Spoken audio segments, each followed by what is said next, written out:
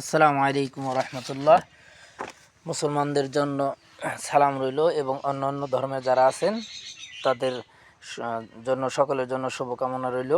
আমি গতকালকে যে ভিডিওটা করছি হলুদ নিয়ে, তার একটা পরিপ্রেক্ষিতে একটা বিশেষ একটা কিছু আমি আপনাদেরকে বোঝানোর চেষ্টা করব।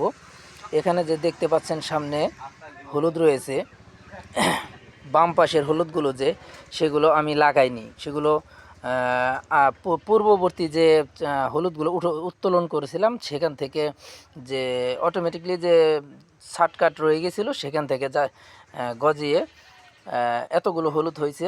আর এই ডান পাশে যে এগুলো দেখছেন, এগুলো আমি নিজে হাতে করছি, লাগাইছি।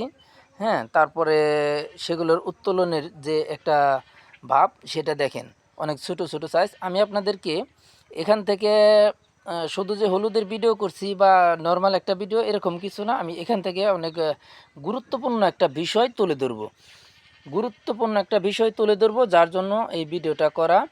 মূলত আপনারা যদি ভিডিও কেউ দেখে থাকেন পুরোটা, তাহলে সে আমাকে একটা ভালো কমেন্ট করবেন, আর কমেন্ট করবেন যে আমার আয়ের জন্য বা লাভের জন্য, সেরকম কোনো বিষয় না।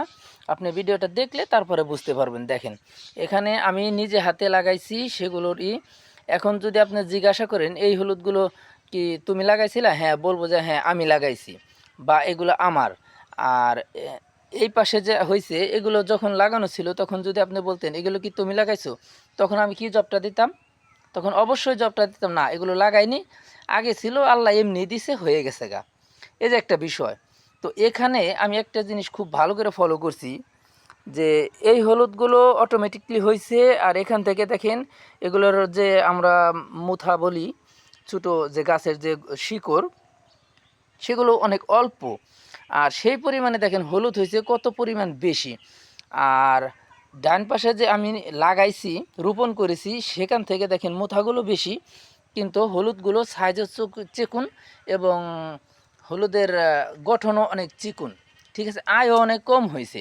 এখান থেকে আমি মূলত বিশেষ একটা জিনিস ধরতে পারলাম। যদি বিষয়টা ভুল হয়ে থাকে অনেকে বলতে পারেন, আর যদি বিষয়টা আপনাদের কাছে গুরুত্বপূর্ণ মনে হয় তাহলে ভিডিওটা দেখে ভালো একটা কিছু বলবেন। বিষয়টা হলো, এখানে আমার শব্দটা নেই, এখানে আমার শব্দটা নেই, কারণ এটা আমি লাগাইনি, আমার না।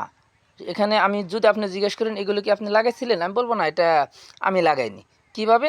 অটোমেটিকলি হয়েছে, আল্লাহ দিছে। ঠিক আছে, আর এখানে আমার শব্দটা আছে, হ্যাঁ আমার, আমি লাগাইছি। এই যে জিনিসটা এখান থেকে আমি পার্থক্য করলাম। তো আমরা যে মূলত যে সমস্ত কাজ কাম করি, আমরা বলে থাকি এটা আমার, এটা আমার, ওই জিনিসটা আমার। আচ্ছা,